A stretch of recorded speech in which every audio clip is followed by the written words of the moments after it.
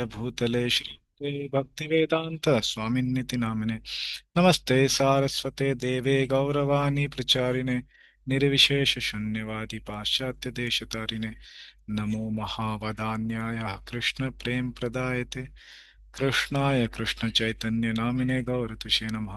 हे कृष्ण करुणा सिंधो दीनबंधो जगत्पते गोपेश गोपिका कांत राधा कांत नमोस्तुते। तप्त कांचन गौरांगी राधे वृंदावनेश्वरी वृषभानुसुते देवी प्रणमामि हरिप्रिये। वाञ्छाकल्पतरुभ्यश्च कृपा एव च पतितानां पावनेभ्यो वैष्णवेभ्यो नमो नमः। जय श्री कृष्ण चैतन्य प्रभु नित्यानंद श्री अद्वैत गदाधर श्रीवास आदि गौर भक्तवृंद। हरे कृष्ण कृष्ण कृष्ण हरे हरे, हरे Ram Ram Ram Hare Hare. Hare Krishna. So, welcome all the devotees for today's discussion on Bhagavad Gita. So, we are continuing our discussion on 13th chapter. And yesterday we discussed the third part of the Bhagavad Gita in this chapter.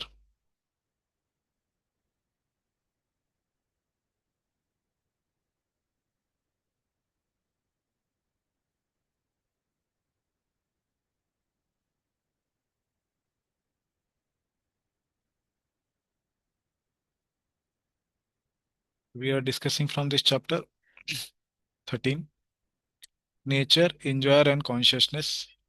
And this is also titled as Prakriti Purusha Vibhaga Yoga. So, in this first section, we saw Arjuna is asking the 6 questions. So, what are the 6 questions? Can somebody tell what are the 6 questions Arjuna is asking?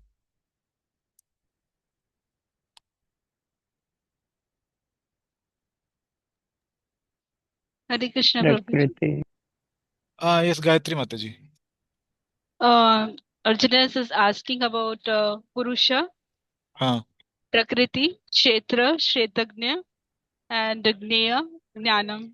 Yes, very good. Thank you, Mataji. And then second section we saw that was from second verse to seventh verse.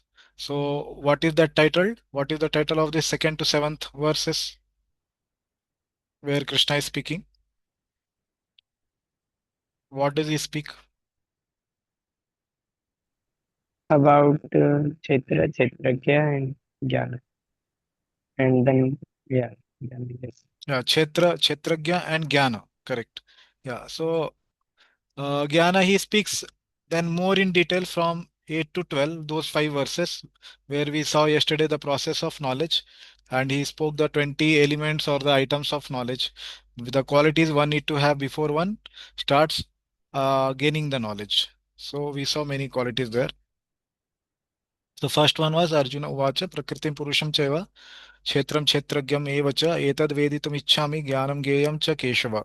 So these 6 questions Arjuna had asked, and in response, Krishna in the second verse he started telling Idam Shariram Kaunteya Kshetram iti abhidiyate Etad yo vetti tam prahu Kshetragya iti tadvidah. So Krishna said that Idam Shariram Kaunteya, this body, O Kaunteya, O Arjun, Kshetram iti abhidiyate is called the Kshetra. Etad yo vetti tam prahu Kshetragya iti tadvidah. So one who knows this Kshetra is called Kshetragya.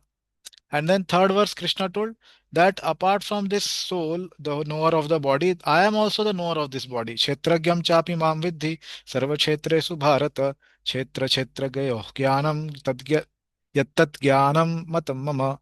So he is saying, apart from the soul knowing its body, I am also knower of how many bodies? Sarva kshetresu, all the bodies. Kshetra kshetragayo jnanam. And this knowledge about the kshetra and kshetragya, that is, in my opinion, called as the actual knowledge, actual gyan. And then fourth verse, we discussed how Krishna is speaking about the तत्क्षेत्रम यच्च यादृक् च यद्विकार्यतश्च यत् सचयोः यत् प्रभावश्च तत्समासेन मे शृणु. In summary, Krishna is speaking these 6 topics about Kshetra and Kshetragya. So Tatkshetram Yatcha Yadrikcha, first was Yatcha, what it is about, and Yadrikcha, what are its qualities, Yad vikari, what are its transformations? Yataschayat, from where it is produced. Sachayoho, and when it was produced. Yat prabhavascha, and what are the influences of this? And then after that, he is saying, I am speaking in samasa, in summary here, but if you want to know details, then know it from Rishibhir Bahudagi Tam Chandobhir Vividai Pritak Brahma Sutra Padaishchaiva Hetu Madhvir Vinishchita. He says, if you want to know in detail, then you have these three sources from the rishis, and then Chandobhi from the various Vedic hymns, Brahma Sutra, that is Vedanta Sutra. In that, it is explained very logically and sequentially, with all reasoning of cause and effect. It is explained there. We discussed this. Correct. And then sixth and seventh verse, Krishna is speaking about this Kshetra. Okay. What are the components of this Kshetra? Okay. So about the Kshetra he is speaking. So in this, the verse number 6, which is there, this is the first part. Ma bhutani ahankaro buddhiravyaktam evacha indriyani dashaikam cha pancha indriya gochara. So in the sixth verse, we saw that Krishna is speaking about the Kshetra, basically in the terms of what are its components or constituting items. Yatcha, what is it made up of? Okay. So in the sixth verse, he is speaking about the constituents. And then in the seventh verse, he is saying Ichhadvesha Sukham Dukkham Sanghata Chetana Dhriti Etat Chetram Samasena Savikaram Udaharitam. And in this verse, he is speaking in the first line. In this first line, he is speaking about what? What are the various qualities? Yadrikcha. Okay, what are the various qualities of this Kshetra? And Etat Chetram Samasena Savikaram Udaharitam. And the vikara. So it is not directly spoken, yad vikari, but the six transformations Prabhupada writes in the purport. So what are the six transformations of the body? Can somebody tell? What we discussed yesterday, what are the six transformations? Prabhupada says.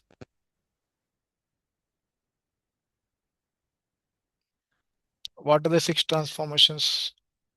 Okay, somebody else, not Santosh Bro.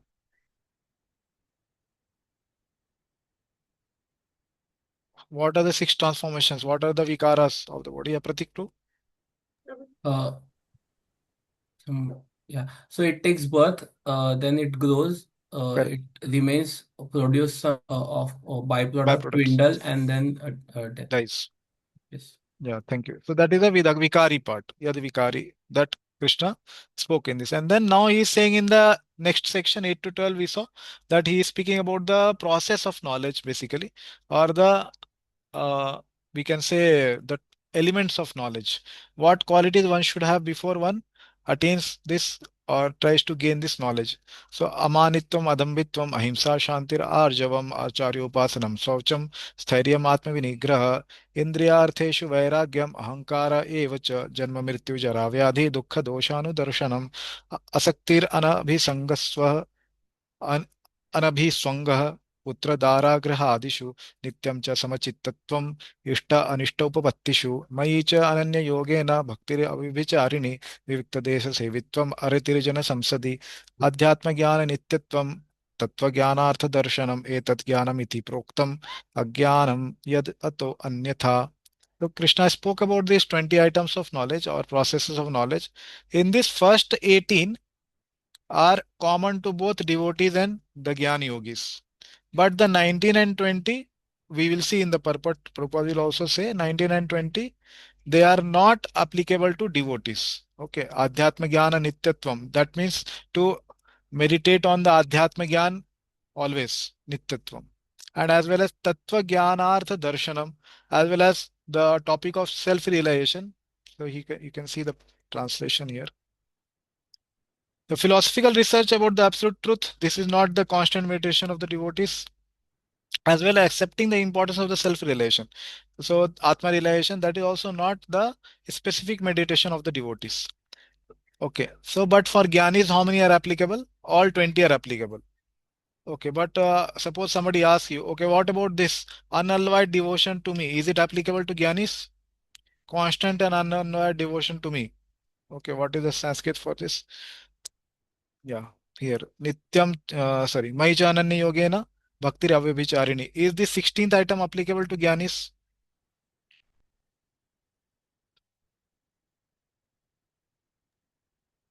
Yes, Prabhuji. Okay, why is it applicable to Gyanis? Because even Jnanis, they cannot attain their success without doing some bhakti. Everyone needs to do some bhakti. Okay, some bhakti is good enough, right? Why unalloyed devotional service, that too constantly?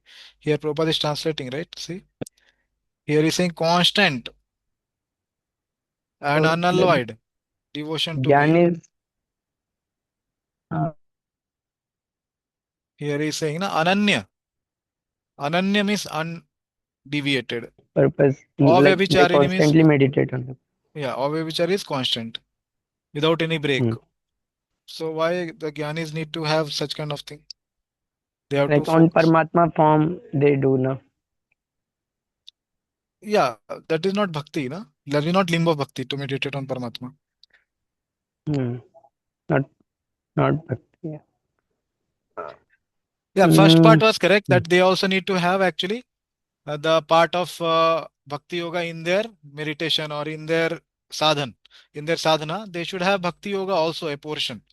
Why? Because without bhakti, the results will not come of jnana. Okay, that's why they need to have. So the second canto, fourth chapter, it is said tapasvino jnanapara yasashvino manasvino mantravidha sumangala kshamam na vinnanti yada vinaya darpanam tasmai subhadra shravashe namo namah. So tapasvino, all the tapasvis, jnanapara or the jnanis, manasvino, all those who are mental speculators, tapasvino jnanapara yasashvino. So he is saying all these categories of people, they will not kshamam na. Kshamam is to attain the result of their activities. They will not attain. Vina yad arpanam, until unless they do arpana or they offer all these things to Krishna, and they include Bhakti Yoga actually in their practice. So actually, you must have learnt in the first six chapters that there is a process of Karma Yoga. Okay. So Karma Yoga is there, and there is Jnana Yoga. Correct. So always we have to understand that Jnana Yoga is actually a path of Jnana, but accompanied by Bhakti in a small portion. That is called Jnana Yoga. Okay. That is also called Jnana Yoga. And there is nothing called as only Jnana and without having any Bhakti portion. Okay. There is no process like this because this will not give any result. Okay. And Karma Yoga is what? Karma Yoga is the process of offering one's activities, and also they have the portion of bhakti. If this portion of bhakti is not there, then karma yoga will not be successful. So in the same way, there is no process where there is only karma without being accompanied by bhakti. There is no process like this, which because it will not give any results. Okay, just keep in mind. So that's why here this 16th limb is also applicable to jnanis. But as I told, 19 and 20 are not applicable to devotees. Okay, so yesterday we were reading this purport. And now we will continue. Okay, there are any questions what we discussed yesterday before we go ahead? Prabhuji, just one question. Yeah, yeah. So you didn't answer that, and that why do they need Ananya Bhakti? You asked me. Yeah, correct. Ananya Bhakti. That's what I'm saying here. The Ananya Bhakti is to be there in that small portion. This na Bhakti. Okay. This is Ananya only. Then It's not Avyabicharini. Avyavicharini, and this has to be, it's not that it has to be done in the beginning and not in the later part of their practice. Always it has to be accompanied. Okay. But for Bhakti Yogi is what?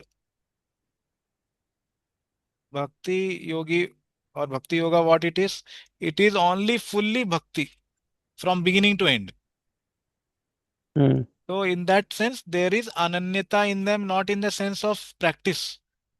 Okay, there is always accompanying, but at the same time, it is Avyabhichari because it is constantly accompanying. Okay, it is always accompanied. It's not that in the beginning they will do and at the end they will leave Bhakti. No. Always in the beginning, in the middle, in the end, always a small portion of bhakti has to be there.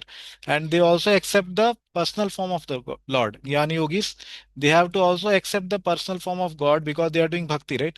Bhakti is always to Bhagavan. It's not that they criticize the personal form of God. No, that is Mayavadi. Mayavadis are not Gyan Yogis. Mayavadis will not go to Brahman. They will go to hell because of criticizing Bhagavan. But Gyan Yogi, they are called Brahmavadis. Brahmavadis, they have always a portion of bhakti in their practice of jnana, and they also accept the personal form of God, but their aspiration is to merge with the impersonal form. They may worship the personal form and they also know that personal form is highest, but their aspiration is to merge with the impersonal form. That is Brahmavadi. Mayavadi says that the personal form is Maya. Okay, that is the problem of Mayavadis. So that's why they are not bona fide practitioners. Whereas the Brahmavadis, they are bona fide practitioners of Jnana Yoga, which is a path given in Vedas. Okay, this is the point. Okay, that's why their Ananyata and Avyabhicharani Bhakti is also there in them, but it's small portion. Okay, Dayamai Devki Mataji, any question is there? Prabhuji, you were saying 19 and 20 is not a part for, like, not for Bhakti Yogis. Correct. But when Prabhupada is translating in this translation, he's saying accepting the importance of self-realization. So Correct. for Bhakti Yogi also self-realization is important. Like whatever he is understanding or doing, even Yeah. if he is not realizing, or because when Bhagavatam is told by any other जो भी बैठते हैं व्यासासन पे, they only say that whatever I have realized I am telling. So self-realization is a part of Bhakti Yoga. Yeah, yeah. See, there is self-realization is actually Atma realization, and then there is Bhagwan realization. One is God realization, and then before that is Atma realization. So what here is being told about is self-realization is the Atma realization, Atma. Okay. Atma realization. Okay. So first comes Atma realization, then comes Bhagwan realization.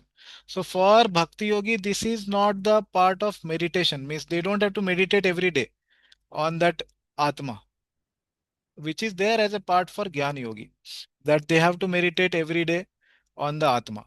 That is there. For us, the meditation is about our seva and about the qualities of Bhagwan. Okay, which is not here in the 19th one. So 19th is only about meditation about Atma. So as Bhakti Yogi, we don't have any limb of Bhakti, na, which is directly just meditating on Atma. That is not there. That is automatically got. By Bhagwan realization, automatically Atma realization comes. So there is no separate endeavor. Is it okay, Mataji? And regarding that philosophical search for the absolute truth, Yeah, which I'm just getting getting confusion. Prabhupada is saying devotion and philosophy both goes hand in hand. Like without correct, devotion, there is a saying by Prabhupada only. correct, correct. So what does exactly this mean? Philosophical search for the absolute truth. Yeah, yeah. So very nice you quoted that. But this philosophical research or search for absolute truth is not about search about Bhagwan aspect. This is absolute truth in the sense of Brahman aspect. Okay, so we don't do philosophical search about Brahman. We do about Bhagwan. That is the difference. Okay, so Thank we'll you. read the purport and then we will see what more Prabhupada will say here. Yeah, okay. We will continue from yesterday where we left. Okay, somebody can read. Where was the last part we had read? This quality. Yeah, we discussed this detachment from. Okay, children. Okay. Self-control and policy meditation. Yeah, which quality we were discussing here? Yeah, yeah. Janma Mrityu Jara Vyadhi Dukkha Doshanu Darshanam. That was discussed. Yeah, and then this was discussed that Putra Dara Grihadishu Janas Vairagya detachment from them. Okay. Yeah, this okay, I will continue from here. Okay, these four things will make one happy. Okay, what are the four things? One need only chant Hare Krishna. Okay, accept the foodstuffs, have some discussion on Bhagavad Gita and Srimad Bhagavatam, and engage oneself in deity worship. So these are the four items Prabhupada has told. These four things will make one happy. Okay. Okay, we'll continue from here. Vrajananda Krishna Prabhu, would you like to read? Sure, Prabhuji. One should train the members of his family in this way. The family members can sit down morning and evening and chant together Hare Krishna, Krishna Krishna, Hare Hare, Hare Ram, Ram Ram, Hare Hare. If one can mold his family life in this way to develop Krishna consciousness, following these four regulative principles, then there is no need to change from family life to renounced life. But if it is not congenial, not favorable for spiritual advancement, then family life should be abandoned. Yeah, so basically the point is whatever is favorable for one's Krishna consciousness, that should be done. Okay. So what again here Prabhupada is comparing the regulative principles to here these four principles. Okay. What are the four principles he said? That was mentioned here previous slide I showed, right? So these are the four things he mentioned. So if one can mold his family life in this way to develop Krishna consciousness, following these four principles, then there is no need to change from family life to renounced life. So it's not that one has to become a brahmachari or a sannyasi or a vanprastha only to advance in bhakti. Well, as a grihastha also one can advance, and we have so many mahajans who are grihasthas actually. Correct. So, but what is the point? The point is that these should be done.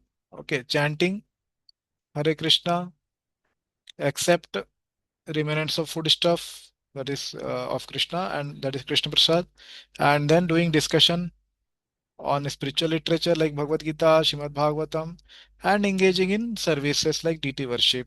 So these four things should be done regularly. And what is the regularity with which one should do, whether one should have deities at home or not, that is discussion with one's personal guide or counselor. But as far as it is there, one should have mutual discussion among the family members at, and then have a consensus that okay, how much we can do, what is our capacity, and then at that frequency one should set the standard and try to follow that. One should not try to set a standard which is beyond his capacity. Okay, so what is in his capacity, that much only one should take the services, and that we should do try to do steadily.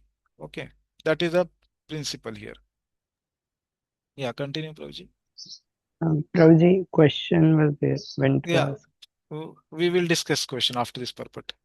So Okay. devotees who have question in between, can I request them to write down so that they don't forget, and we will take at the end of this purport. Yeah, please read, Prabhuji. One must sacrifice everything to realize or serve Krishna, just as Arjuna did. Arjuna did not want to kill his family members, but when he understood that his family members were impediments to his Krishna realization, he accepted the instruction of Krishna and fought and killed them. In all cases, one should be detached from the happiness and distress of family life, because in this world one can never be fully happy or fully miserable. Yeah, so as it is said that either one can make the family members devotees or make the devotees family members, correct? Or any one of them, whichever is possible, whichever is best suited. So in all the cases, the attachment to family members who are not devotees, because yesterday we saw that Prabhupada explained also that it is natural to have feelings and affection for family members. And also we saw yesterday verse from 10th canto, Tavad ragadayastena, Tavad kara griham griham, Tavad angri moha nigado. So until unless the family members are if they are devotees, then these don't apply to them. So the attachment to family members is actually becoming spiritual if they are devotees. Okay, like that. So and if what to do if the family members are not devotees, then we should try to give them favorable experience or give them the limbs of Krishna consciousness which is their liking. Like somebody may like kirtan, somebody may like prasad, somebody may like darshan. So we should not be antagonistic to them and give them bad experience from our side. Then they will never become devotees. But we should try to give them very, very good experience in their life from our side, whatever is possible, and give them those limbs of bhakti which they like, so that they will gradually become devotees. Like that. Okay. Yeah. So Prabhupada gave the example of Arjuna, that how the family members who were on the other side, They were trying to fight with him, and it was against the Krishna's instruction. So he fought and killed them on the instruction of Krishna. Okay, in all cases, one should be detached from happiness and distress of family life.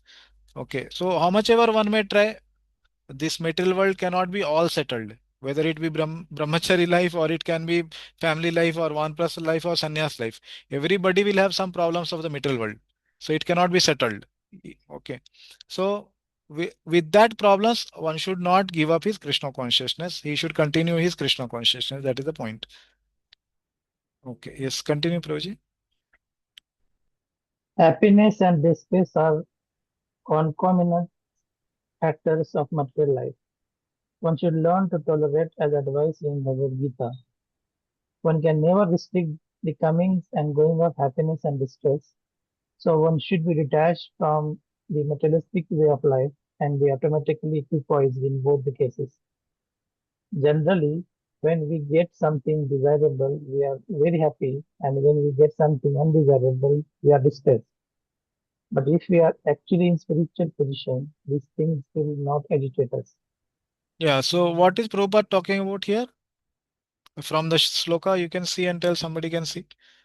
Those who are attentively hearing, what is the portion of the shloka that Prabhupada is explaining now?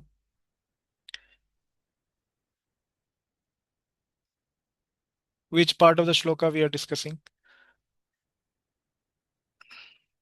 So I request devotees to have books with them, so it will be easy to see. So which part, which Samachittatvam anishto. जन्म मृत्यु जरा व्याधि दुख दोषानुदोषम्. that we already discussed previously. Okay, that here, this disease, old age, janma, mrityu, jara, vyadhi, that was already discussed 2-3 slides ago. Now what Prabhupada is discussing? When he was discussing about family members, he was discussing this.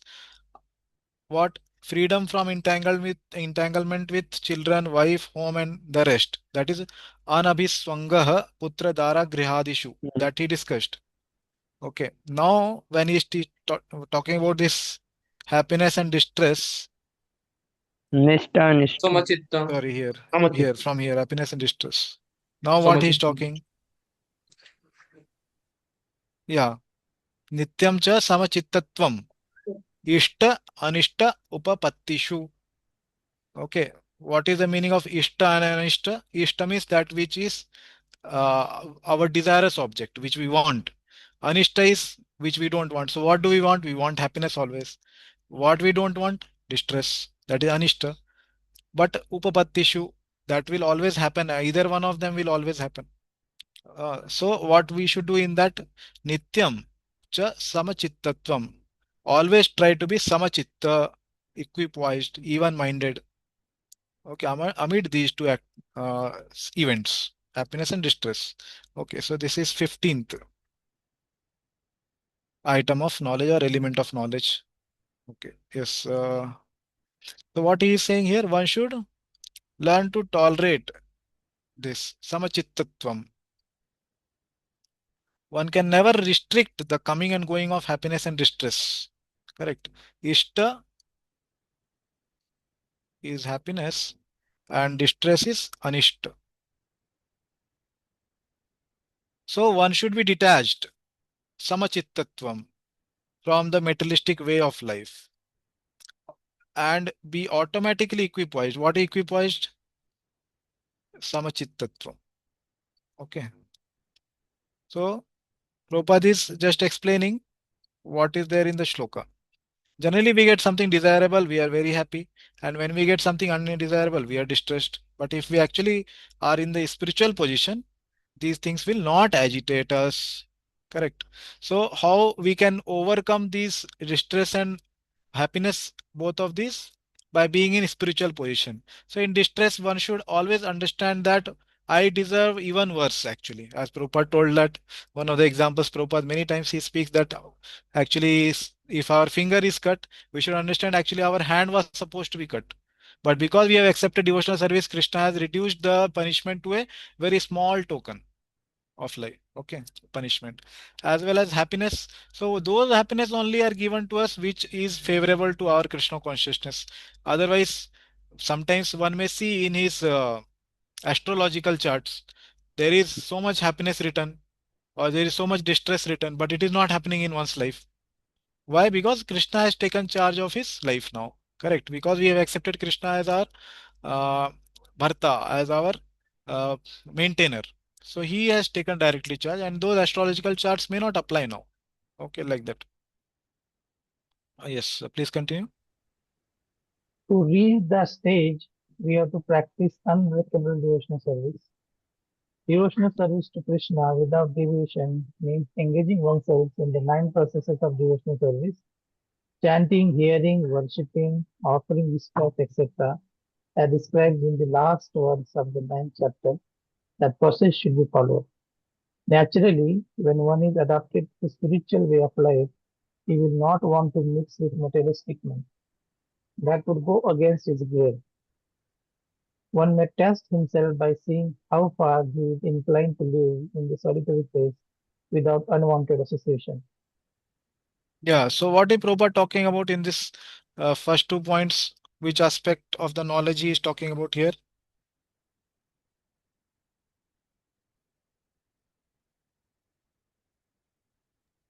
विविक्त देश से विविक्त देशे What is the meaning of Vivekta Desha Sevitvam? Secluded living. So where is it secluded there in living. these 2 points? Secluded living.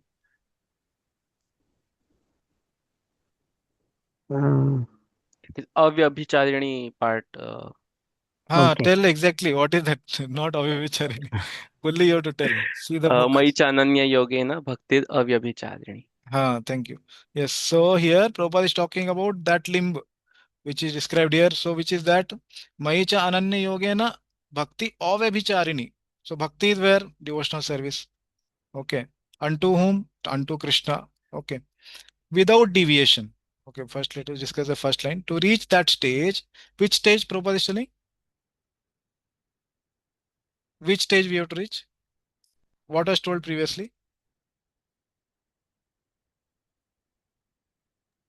Spiritual position.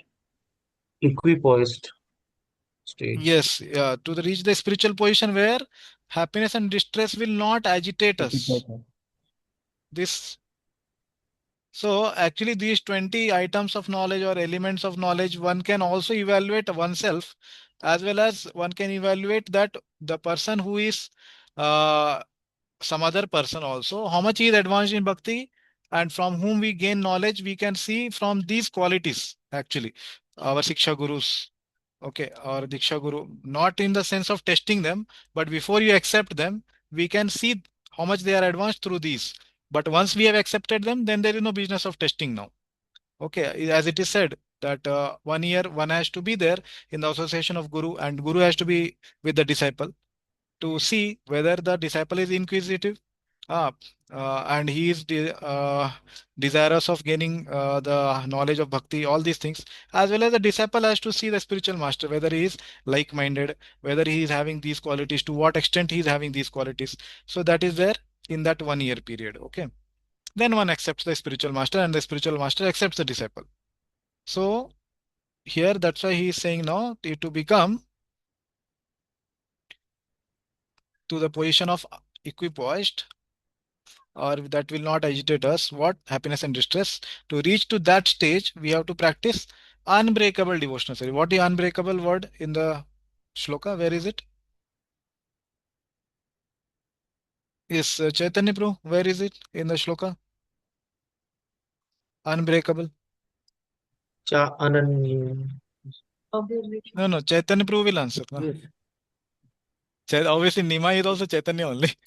But yeah, Actually, वो Chaitanya. shloka is not visible, na? So not able to. Okay, so no problem. If you have book, you can, it will be good. Okay. You have book, Proji? Yes, yes, If I you, will take it out. yeah, if you have book, it will be good, or you can open it in work. Okay, maybe mobile you are using for the class. No problem. Okay, somebody else was answering. Where is unbreakable in the shloka? Cha ananya yogena. Acha. Avyabhicharini. See the word meaning of Ananya Yogena and Avyabhicharini. Which one is unbreakable? Avyabhicharini, without any break. Yeah, avyabhicharini. Okay. And then second part he is saying devotional service to Krishna without deviation. Where is without deviation? Ananya. This is Ananyana. Okay. Without taking up to Ananyana, without taking up to the path of jnana or karma. Okay, without any deviation. Engaging oneself in 9 processes of devotional service. Shravanam, Kirtanam, Vishnu, Smaranam, Padasevanam, Archanam, Vandanam, Dasyam, Sakhyam, Atmanivedanam. Like that. Okay. Now, Prabhupada is saying naturally, when one is adapted to a spiritual way of life, he will not want to mix with materialistic men. So, what is Prabhupada talking about now? Which part of the shloka he is talking about? अविविक्त देश Yeah, which part he is saying? विविक्त देश सेवित्वम. Secluded living, living in devotee association, basically, that's how Prabhupada translates. But basically, it means not wanting to mix with materialistic men. So, this was 16th. And now Prabhupada is talking about the 17th item. Okay. That would go against his grain. Okay. One may test himself by seeing how far he is inclined to live in a solitary place without unwanted association. So this is called self-evaluation. Okay, one should self-evaluate in his life how much one is advanced by judging these 20 items. Obviously for devotees only 18. Okay. Okay, this self-evaluation should be done. Okay, how much one is inclined to be away from materialistic association. Solitary place doesn't mean alone. It means that how much one is wanting to be in association of devotees and not in the unwanted association. Yeah. Yeah, please continue, Praji. Naturally, the devotee has no taste for unnecessary sporting or cinema, going or enjoying some social functions, because he understands that these are simply a waste of time.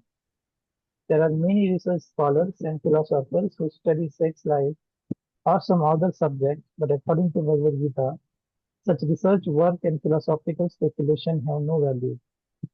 That is more or less nonsensical. According to Bhagavad Gita, one should make the research by philosophical discussion into nature of the soul. One should make research to understand the self that is. Can you call that, please? Okay. So here, now starting from here, what Prabhupada is explaining actually started from here. One may test himself by seeing how far he is inclined to live in a solitary place without unwanted association. This part, unwanted association. Where does he mention in the shloka? Which Prabhupada is continuing here actually. The unwanted association of people. Where is it mentioned? Yeah, Himanshu bro, where is it mentioned? In the shloka? विविक्त देश सेवितम. No, that is about solitary living. But now he is talking about not going to these places. Where is it mentioned? जन समाधि. Where is saying Yeah, Aratir Jana yes, Samsadi. Aratir Jana Samsadi means here actually, if you see, he started from this point actually, unwanted association. Here only Prabhupada started. And then he's saying about not going to cinema or sports, all this naturally one gets detached. And also, as we discussed yesterday, just by practicing bhakti, all these qualities will come. Okay, so Aratir Jana Samsadi, going to the association of the common materialistic people, like that. Okay, so that is 18th item which he is explaining. So the that is more or less nonsensical.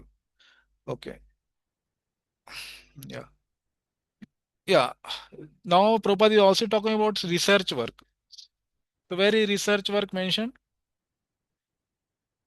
in the word to word meaning? Can you see which one, which part he is आध्यात्म saying about this philosophical ritual? आध्यात्म Huh?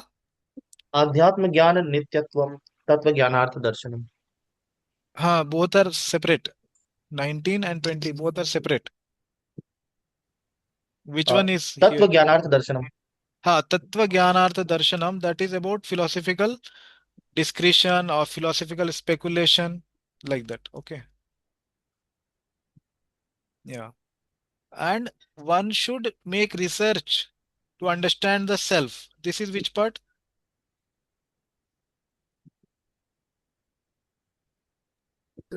अध्यात्म ज्ञान. अध्यात्म ज्ञान नित्यत्व. That is 19th, Adhyatma Jnana Nityatvam. So here actually Prabhupada, Vishwanath Chakravarti Thakur and Baldev Vidyabhushan have told that 19 and 20 are for Jnanis specifically. Prabhupada has translated them in a dovetailed way for Bhakti Yogis also, for devotees like us also. So here that's why he has not commented that it is not required for devotees. Because for devotees, as we are learning this Jnana Yoga, the knowledge is important, but the meditation on this knowledge is not required. Okay, I hope you are able to understand the difference. The knowledge of body, the senses, the sense objects, all these are important for devotees also. But that is not the aspect of our meditation. Our meditation is on our services, on the Shyam Sundar form of Krishna, on the Yashodanandan form of Krishna, all the Vrajvasis, all these things. That is our meditation. Okay, yes, please continue, Praj. As far as self-realization is concerned, it is clearly stated here that Bhakti Yoga is specially practical.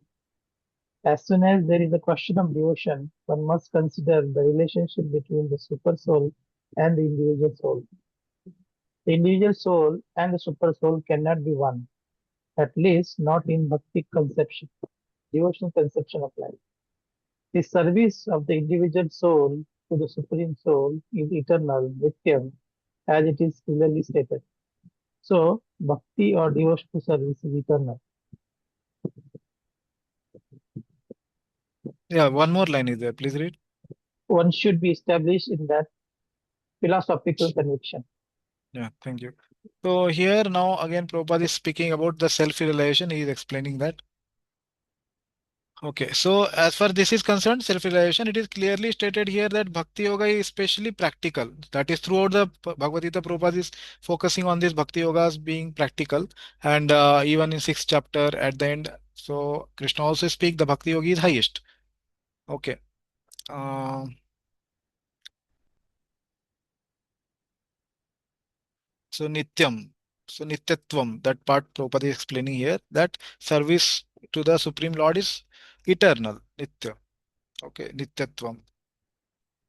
Yeah, one should be established in that philosophical conviction. Okay, that is Tattva Jnana. Yeah, please continue.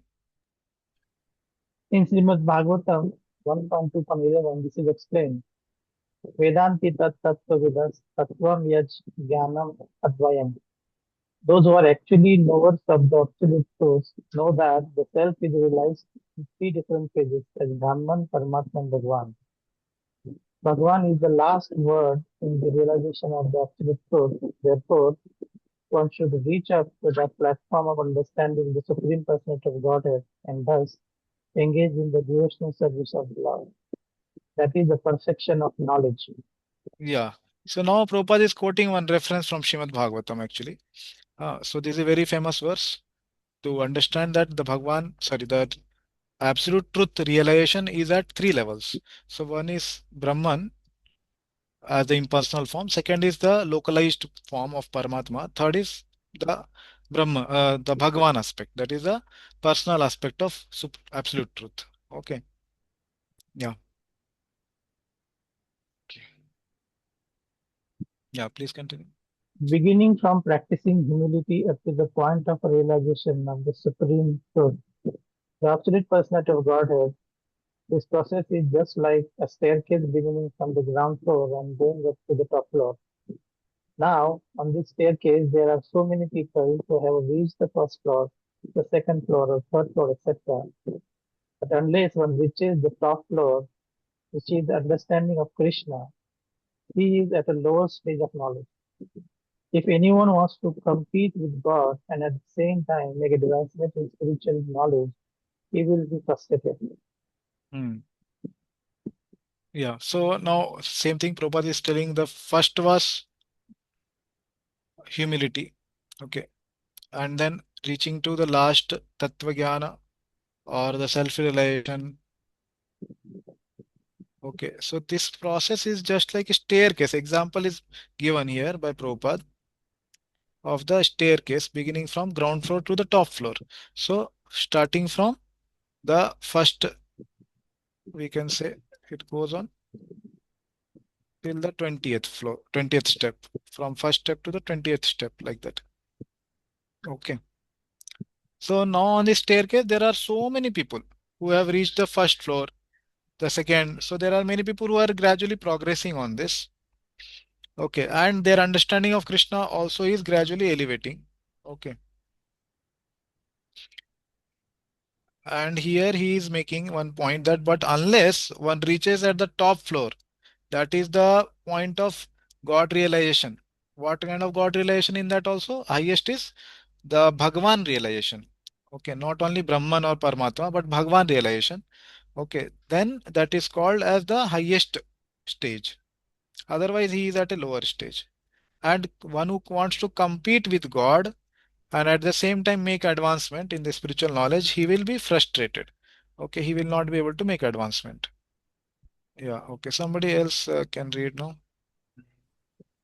the last part. It is clearly stated that without humility, understanding is not truly possible. Think oneself God is most perfect. Although the living entity is always being kicked by the stringent laws of material nature, he still thinks I am God because of ignorance. The beginning of knowledge, therefore, is amanitva, humility. One should be humble and know that he is subordinate to the Supreme Lord. Due to the rebellion against the Supreme Lord, one becomes subordinate to material nature. One must know and be convinced of this truth. Yeah. Okay. So we completed this uh, verses, eight, 5 verses about the knowledge, elements of knowledge. Okay. Any questions are there on this, what we discussed? Prabhuji, one question again. Yes, yes. That we saw that if the family life is supportive, then we need not take to the renounced order of life. But Yeah. at the same time, we see many great devotees. They do take to the renounced order of life, just like Yudhishthir. Yudhishthir took to the renounced order of life, and Kunti Maharani also prays that please cut my attachment to the family members. So, Yeah. how to understand this? You are saying that they took to sannyas order later, Yudhishthira Maharaj specifically, you are telling like that?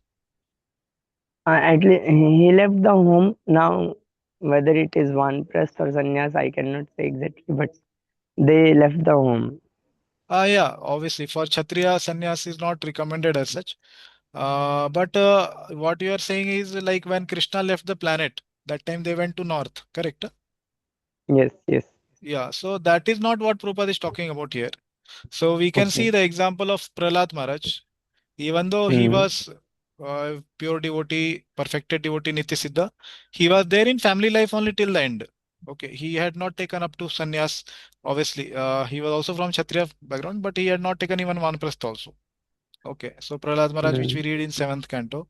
So, and there are many other examples also. Some devotees took up to the renounced order. Some, like we have example of Kardama Muni. Bharat Maharaj, Yeah, Pradhamani. Bharat Yes. Maharaj, he took sannyas. Kardama Muni also, as soon as Kapil Dev, his son was going to be born, he left before that. Okay. Yes. So, and even Priyavrat Maharaj, so he had taken to renounce order, but later on the request of Brahmaji, he accepted the the service of ruling the kingdom. And then he got married also, and all these things were there. So basically, to see in these examples, as Prabhupada is saying, the most important thing is what is favorable to one's Krishna consciousness, what is favorable to one's advancement. So if there are devotees in the family, then one can be in the family life also. Okay. And in Hmm. the Varnashrama system, it is told that one should be in the Grihastha life till the age of 50. And then after that, one should take to Vanaprastha and sannyas. But obviously, nowadays, we don't know how much age also one has. Like, how much is Hmm. the life remaining, whether someone one will die at 50 only, we don't know. Hmm. Yes, right. So, Prabhuji, just Yeah, I will further. complete. Okay, yes, So yes. yeah, so I just wanted to say that. So basically, the main point, Prabhupada, which he is focusing here and other seventh canto also, where there are chapters about each ashrama. So he is focusing whatever is favorable to one's and Krishna consciousness. So even the Prahlad Maharaj himself is speaking about this sannyas order and all these things. but he himself has stayed in family life till the end also. So whatever is most favorable to one's Krishna consciousness, one should try to do. That is the most important thing. Yeah. Yes, bro. My question would be that, Prabhuji, what is the most like duty? What should be the duty of the devotees of ISKCON nowadays? Like, for example, myself or other devotee or Grihastha devotees. I'm not Grihastha, but the point is that we are also supposed to preach, and especially the Indians, we are supposed to preach. So, should we? It may be favorable. My entire family can be devotee. Children can also be devotee. But then, what should be our duties? Should we stay in family life, or it is good to go outside and preach this cult of Lordship? Yeah, so see, there are two aspects to that as far as I understand. But like this guidance actually should be given by one who knows you personally as a counselor or a mentor. They should give such guidance. But in general, in principle, I can tell is that uh, one should not understand that the responsibilities of family life is not devotional service. Okay, that is not the case. As we saw here also in Prabhupada purport, he's told actually that taking care of family like Arjuna or even other devotees, they were having affection for family. Even Kunti Maharani, you gave the example. My question is Kunti Maharani, after she is praying this, that sever my ties with the family members. Okay, so whether she is there in the family life after that or she went for Yes, she is renunciation. there. She is there, yeah. She is there. So what she is praying to is the same thing, that the material attachments which we have, not the spiritual attachments. Why? Because as we saw yesterday verse, I told 10th canto 14th chapter, Brahmaji is praying that until unless the family members are not devotees, the affection to them is like the foot shackles. But if they are devotees, then they are not foot shackles, but they are favorable to bhakti. So we have to understand one very important thing which some devotees may have misconception, is that taking care of family members is not bhakti. No, it is not like that. It is as much bhakti as the person may be going out and doing book distribution. It is same. Why? Because the family members are given to us as a responsibility to take care of them. Okay, one may have children or wife or parents, anything. So that is more in the sense that it's a responsibility to me by Krishna to take care of them. So Maharani Kunti, so she was taking care of the Pandavas, all of them, even though some were not her direct children. But why she was able to do like that? Because she understood that Krishna has given them as children and it's my responsibility to take care of them. So taking care of family members is very much a part of bhakti.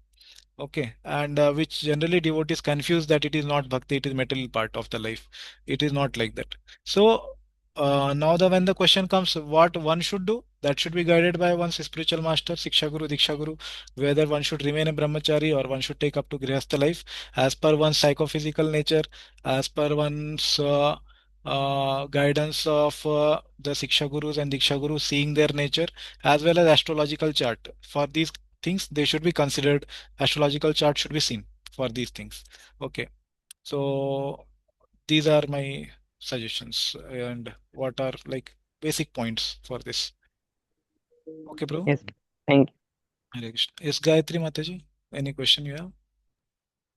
Hare Krishna Prabhuji. Hare Krishna. Yesterday we saw one statement that if one takes to devotional service in full Krishna consciousness, the other 19 elements will automatically come.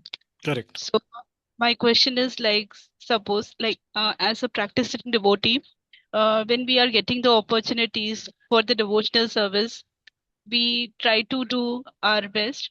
But sometimes if we miss out some opportunity, like we are not getting, we have a desire to serve, but suppose if I'm not getting that opportunity, so what should be my mood in that situation as a practicing devotee?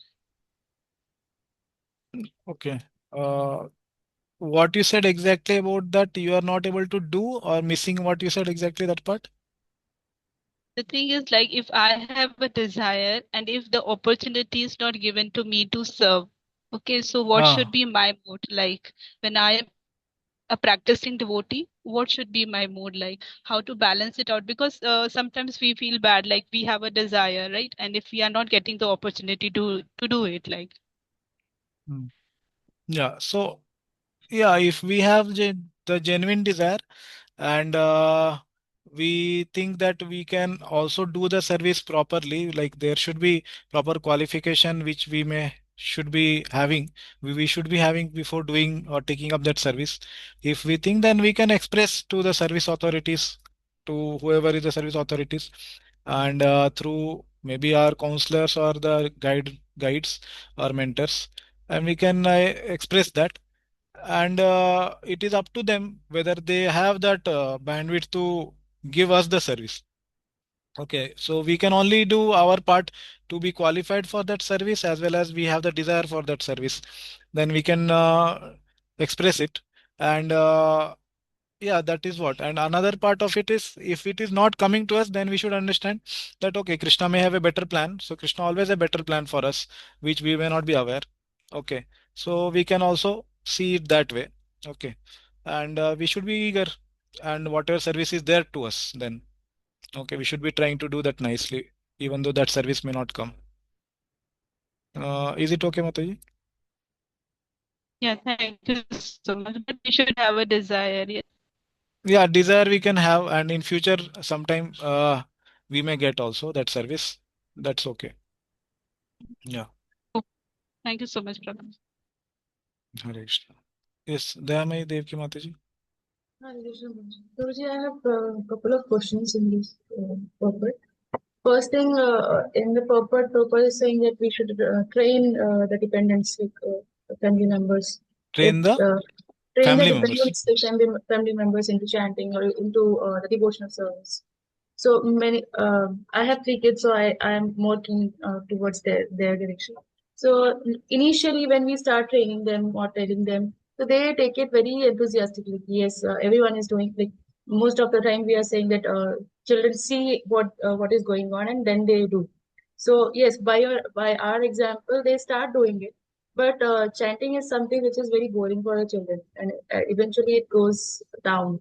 So at that time, what should our mood be? Like, if they are not interested, should we like we should force it, or we should like how to deal with that negative direction uh, towards chanting specifically? Because if it is kirtan, it is very exciting for them. If it is prasadam, it is very tasty for them. But chanting per se is something which is not that attractive for the kids. So how to Yeah. deal that? I think for us also it's not so attractive, at least for me. I can tell. So it's not only their fault that they are not having attraction. It's a kind of obviously monotonous activity for children. It will be difficult. So I would say actually I am not the right person to answer this question, because I don't have the experience which you are actually into. Okay, of raising children and guiding them. So it will be better if you ask somebody who is a devotee and has that experience. So it will be good, and the best answer you can get from them actually. But some points which I have heard from others, I can tell, and which I have observed also in others, is like actually devotees uh, in the childhood, which you are saying. So at any stage, when we are devotees, it's our responsibility to give them good experience of bhakti.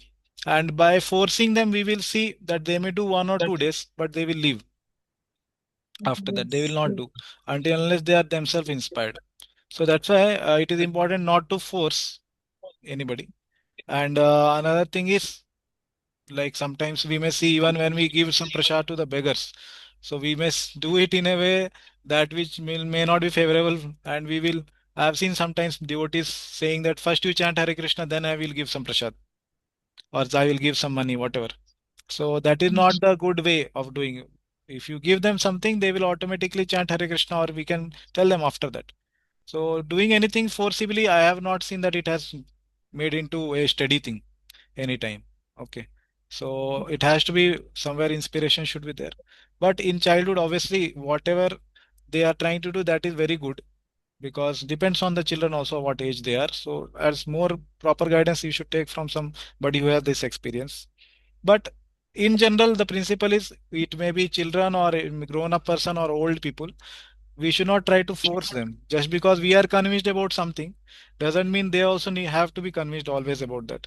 And we can see now even in grown up people, like somebody may like chanting, somebody may like Mangalarti or more of morning program, somebody may like Kirtan. So everybody has their own taste also. So it is not that we should tell them that whatever I am doing that is best, and only by you doing this what I like, you will go to spiritual world. It is not like that. So there are so many limbs of bhakti. Any limb, somebody may like to read, somebody may like to hear, somebody may like to do any other limb of the bhakti. All are equally potent. Obviously, the five most potent limbs are there. That is chanting the holy name, going to the holy places, and reading Srimad Bhagavatam, studying books like Bhagavad Gita. These five limbs are most potent, and if one of them is our inclination, that is very, very good. They are very potent. So that is what I would say. But forcing may not help actually. Okay, Mataji. Yes. One more question, Vijay. Yeah, yeah, It was said that we should be equipoised in happiness and distress. So correct. minor distress is okay, but loss of someone, like when you have already lost that person itself, so that agitates us a lot. Like how not to get agitated at that time, because it is said like Okay. Krishna also cried for No, it is Abhimanyu. natural. It is normal to get agitated at that time. If we are not agitated at that time, then I would think something is wrong, actually, if it is somebody very near one. So it is normal and it's natural for somebody who is very affectionate to us, even though they may not be some devotee also, maybe our parents or our family, very close family members. So one may be agitated at that time. That is normal. But one should understand it is not something which is against bhakti. Okay, emotions are not to be made zero in practicing bhakti. Emotions need are very much a part of bhakti actually. Okay, and these emotions only which we have towards others in family or others in the material world, that only generally we can transfer to spiritual aspects. If we don't have emotions to the material elements also, then the material relationships, then it's very difficult to develop them for spiritual relationships as well. Okay, so it is natural. Even Arjuna also cried, and as you said, other examples also. So it is natural, and it is not. But one thing is not good, that if one is seeing some family member leaving, then one is so much disturbed that he leaves bhakti. That would be something very different. Okay, that is not expected. Okay. And last, Prabhuji, regarding the parents thing, parents generally for the devotees, most of the devotees are the first generation from their family to become a devotee. So parents are generally non-devotees. So although they are not that negative towards bhakti, but they are not that inclined to practice bhakti itself. But they are the ones who have given this body to us. So and because of that, we are performing some bhakti, and we had that some culture coming from our family also, that we are inclined towards bhakti. So how to be respectful at the same time detached with the parents?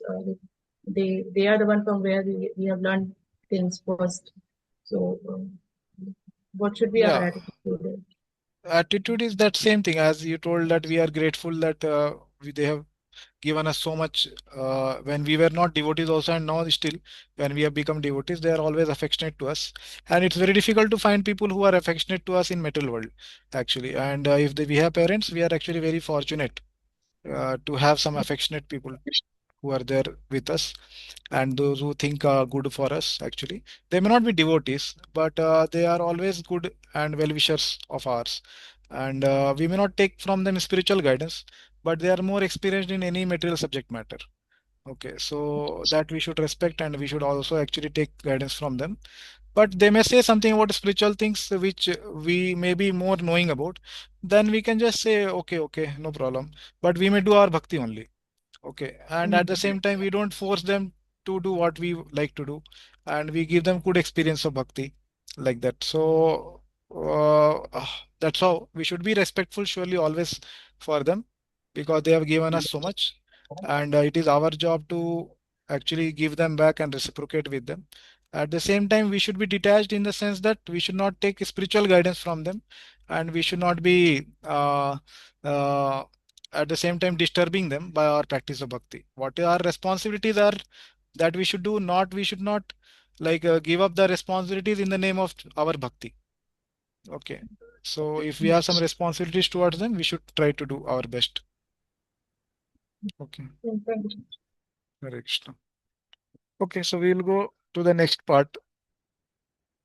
That is fourth section. Krishna explains the object of knowledge. That is Gayam. Okay, so what we have seen till now, first three sections. The first verse was the 6 questions of Arjuna. Then second to seventh, we had Kshetra defined, Kshetragya defined, and also we had Jnanam defined. And 8 to 12 was specifically about the process of Jnana. Now, what is the object of that knowledge that is being described by Krishna in 13th to 19th verse? Okay, what is to be uh, known? Okay, what is that object which we have to know? Geyam yat tat pravakshami yad jnana yad gyatva amritam ashnute anadimat param brahma nasat tat nasad uchyate. Somebody else can read. Nimai Prabhu, yeah, please read. Translation. I shall now explain the knowable, knowing which you will taste the eternal.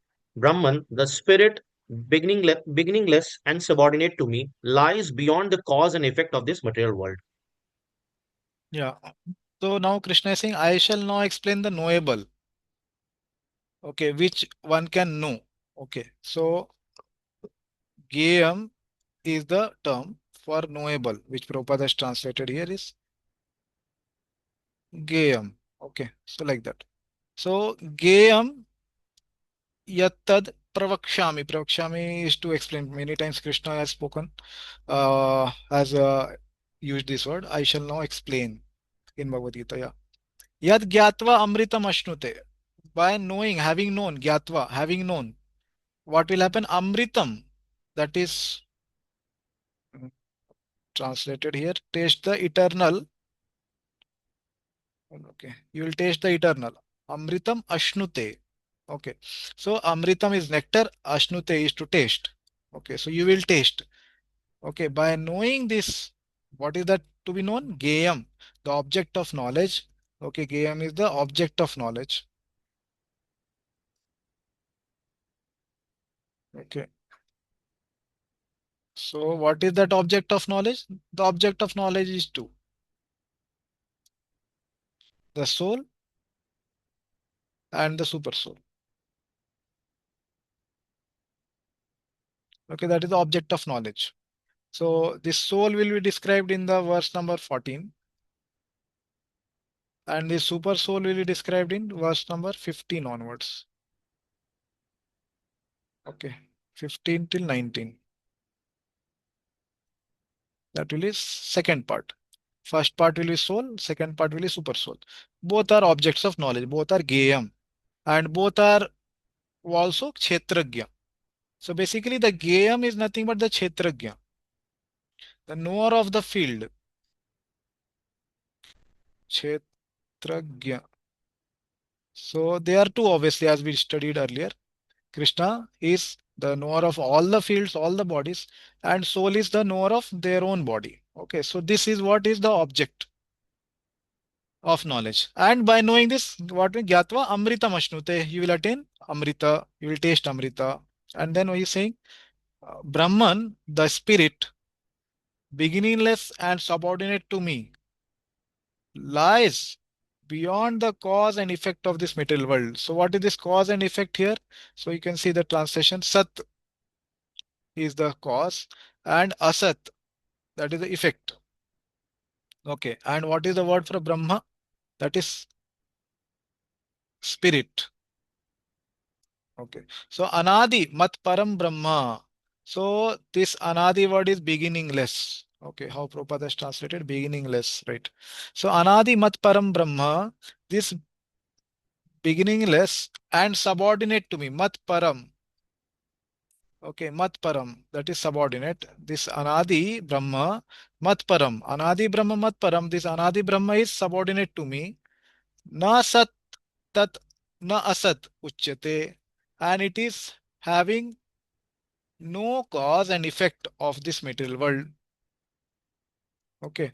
So what is that Brahma? This Brahma is both soul as well as super soul. Both are subordinate to Krishna. Okay, soul as well as super soul, both are subordinate to Krishna. So that here Krishna is going to explain that soul and super soul are the objects of knowledge. Okay, Gayam.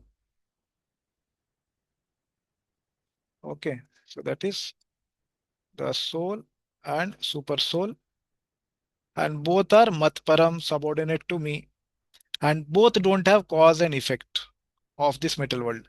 Means they don't have any cause in the material world, and they are not affected by the material world. The basically the spirit, like that. So let's see the purport, what Prabhupada is saying. Yes, Prabhuji, please read. The Lord has explained the field of activities and the knower of the field. He has also explained the process of knowing the knower of the fields of activities. Now he begins to explain the knowable, first the soul and then the super soul. By the knowledge of the knower, both the soul and the super soul, one can relish the nectar of life. As explained in the second chapter, the living entity is eternal. This is also confirmed here. There is no specific date at which the Jiva was born. Yeah, so Prabhupada has started explaining the same thing. The Lord has explained the field of activities and knower of the field. Where did he explain? Where did Second. Krishna explain? Field of activities and knower of the field. Second verse. Yeah, he explained about Kshetra and Kshetragya. Okay, and he also explained the process of knowing the knower of the field of activities. Where did he explain this? 8 to 12. That was explained the process of knowing 8 to 12. Where is the knower of the field of activities? That was explained. 13.36. In the third verse, Kshetragyam chapi mam vidhi. Okay, Sarva Kshetresu Bharata. So that was explained in the 13.3. Krishna explained about himself. And this was explained in 8 to 12. Okay. This was explained in 13.2. Okay. Now he begins to explain the knowable. First the soul and then the super soul. So as I told, soul will be explained here in 13.4, and super soul will be explained from 13.5 to 19. Sorry, 15 to 19 and 13.14. By knowledge of the knower, both soul and super soul, one can release the nectar of life. What is Prabhupada talking about here? Which part of the shloka is saying? Amrutam Ashnute. Yes, Amritam Ashnute release the nectar of life. Okay, good. And what is this? Knowing both the soul and super soul? Where is it mentioned? Yajñatva. Yad Gyatva is knowing. Soul and super soul, where it mentioned? Yad. Yes. Okay, yet. Knowing that or knowing which. Okay, that. Okay. Yeah, continue. Nor can anyone trace out the history of the Jivatma's Yeah, just manifestation one. Yeah, from sorry. the Just 1 minute. Yeah, last line we did not discuss. Yeah. As explained in the second chapter, the living entity is eternal. Where it is explained in the second chapter? Living entity is eternal. Ajo Nityam Shashvatoyam Purano. No Okay. Hanyate Hanyamani. Okay. Dehi Okay. Nityam 2.30.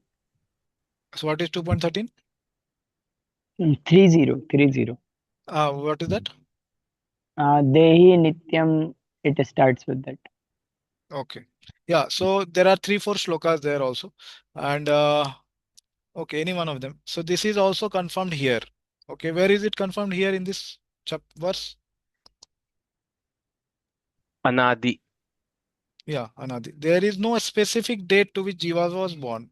Anadi. Okay. Yeah, please continue. Nor can anyone trace out the history of the Jivatma's manifestation from the Supreme Lord. Therefore, it is beginningless. The Vedic literature confirms this. Na jayate mriyate va vipaschita. Kat Upanishad, Pratham Skand, Dvitiya Adhyaya, 18वां श्लोक. The knower of the body is never born and never dies, and he is full of knowledge. The Supreme Lord as the Super Soul is also stated in the Vedic literature, Shvetashvatar Upanishad, 6th chapter, 16th verse. to be Pradhan Kshetragya Patir Gunesha, the chief knower of the body and the master of the three modes of material nature. Yeah. Continue. In the Smriti, it is also said, Das Bhuto Harer Eva Nanyasyaiva Kadachana. The living entities are eternally in the service of the Supreme Lord. This is also confirmed by Lord Chaitanya in his teachings. Therefore, the description of Brahman mentioned in this verse is in relation to the individual soul, and when the word Brahman is applied to the living entity, it is to be understood that he is Vijnana Brahma, or as opposed to Ananda Brahma. Ananda Brahma is the supreme Brahma philosophy, Brahman personality of Godhead. Yeah. So in the Smriti, Prabhupada is quoting again Vedic literature that living entities are eternally in the service of the Supreme Lord. This is also confirmed in by Lord Chaitanya. Where is it confirmed in by Lord Chaitanya? Jiva Swarupa Krishna. Jivara Swarup hai Krishna ra Nitya Das. The living entities are eternally in the service of Supreme Lord. Therefore, the description of Brahman. So basically, Prabhupada is saying about these two, Vijnana Brahma and Ananda Brahma. Supreme Lord is Ananda Brahma, completely blissful, Satchida Ananda. Okay, but Vijnana Brahma is applicable only to the Jiva. Okay, that is what he is saying here. Okay, let's go to the next verse, 14th verse. Okay, so before we go, we will take this purport of Baldev Vidya Bhushan on this shloka. Yeah, please read. I am its master, Matparam. It is dependent on me. For as the Shruti says, Pradhana Kshetragya Patir Gunesha, I, endowed with all good qualities, am the master of the knower of the fields, Jiva and matter. Shvetashvata Upanishad, 6th chapter, 16th verse. Yeah, so The this was quoted Smriti, by Srila Prabhupada also, if you remember, or if you have the book, you can refer. Yeah, so Prabhupada, he is following what Baldev Vidya Bhushan is saying. Yeah. the Smriti also says, Daso Bhuta Harer Eva Nanyasyaiva Kadachana. The Jiva is the servant of the Lord and never of anyone else. Padma Purana. Jiva is called Brahman because it is endowed with the eight great Brihat. Note, Brahman is derived from the root Briha, which means to increase or become great qualities. Yeah, so Brihat. he is having 8 great qualities basically. So that's why he is called Brahman Jiva. Yeah, so what are those qualities? Yeah, read. The Shruti says, Ya Atma Pataha Papma Vijaro Vimrityor Vishoka Vijigishito Api अपि Apipasah. अपि पासः सत्यकामः सत्यसङ्कल्पः सो अन्वेष्टव्यः स विजिज्ञासितव्यः. One should know that Atma is without sin, without aging, without lamentation, without hunger, without thirst, whose every desire is truth and whose every desire is fulfilled. Chandogya Upanishad. The Jiva is known as Brahman in the Shrutis. Vijnanam Brahma Cheda Veda. If anyone knows the Atma as Brahman, Taittiriya Upanishad, the Lord will also refer to the Jiva as Brahman later in the Gita with Sa Gunan Samtityatan Brahma Bhuyaya Kalpate. Prabhuji, and last line is not visible.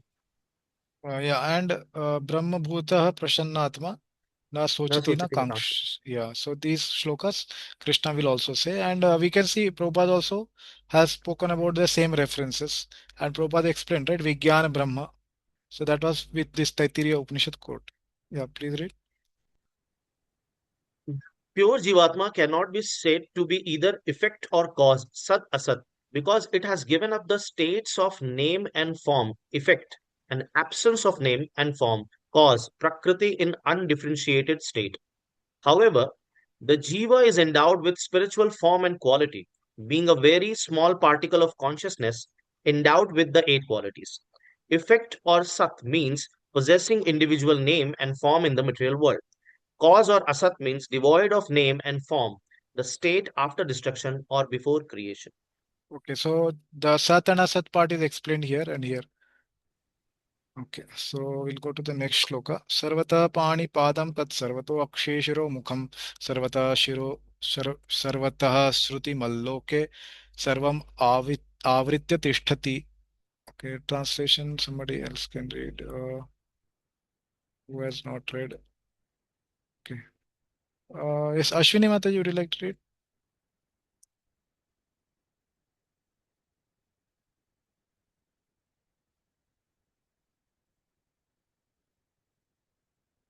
Maybe internet is weak. Okay. Gayatri Mataji, you can read. Yes, Prabhuji. Everywhere are his hands and legs, his eyes, heads and face, and he has ears everywhere.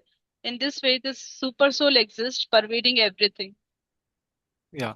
So now Krishna is speaking about the super soul being Gayam, the second part.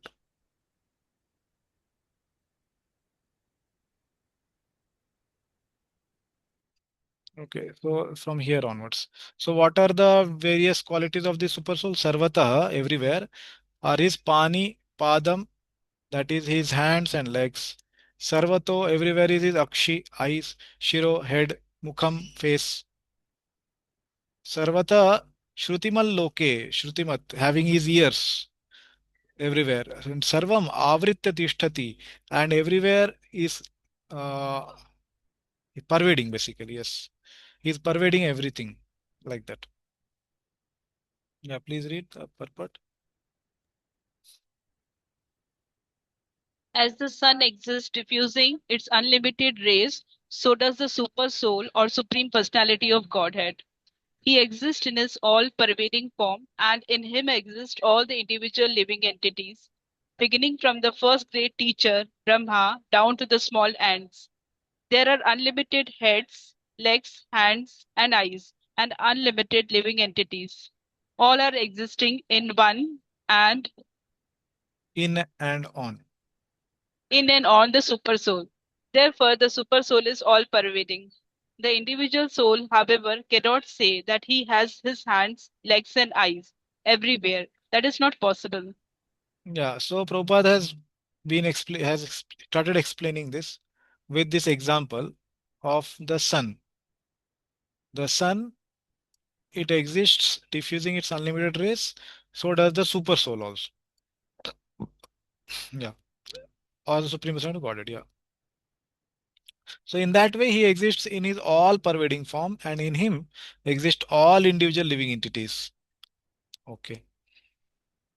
And there are unlimited heads, legs, hands. That's what was spoken in the shloka, right? And unlimited living entities are also in him.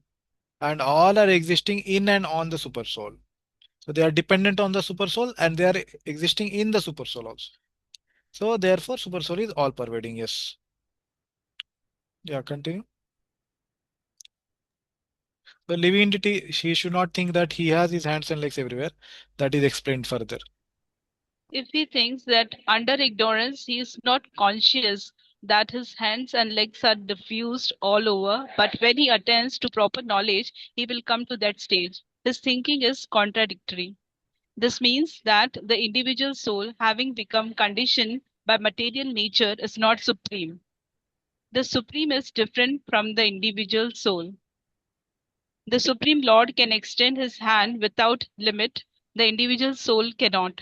In Bhagavad Gita, the Lord says that if anyone offers him a flower or a fruit or a little water, he accepts it. If the Lord is far distance away, how can he accept things? Yeah.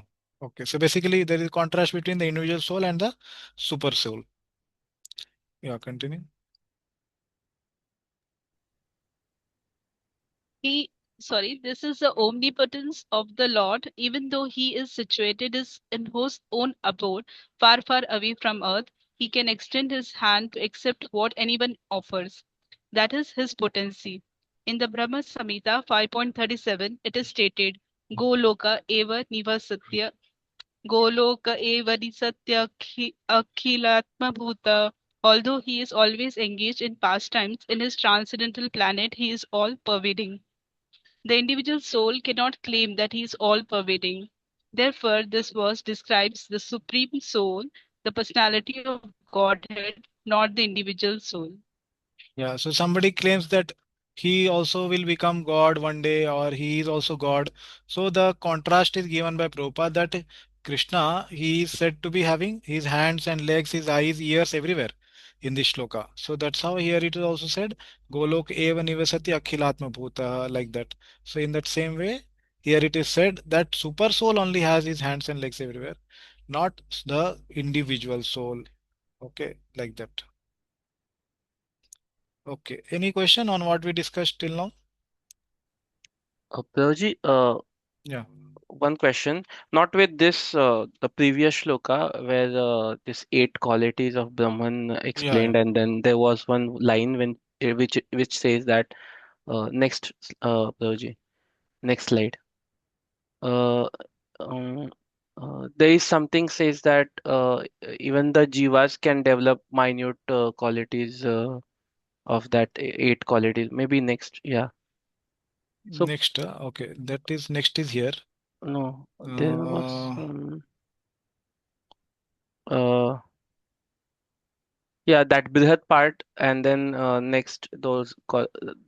after this, Raji, there is somewhere I read that uh, e- even the jiva can get those qualities in minute.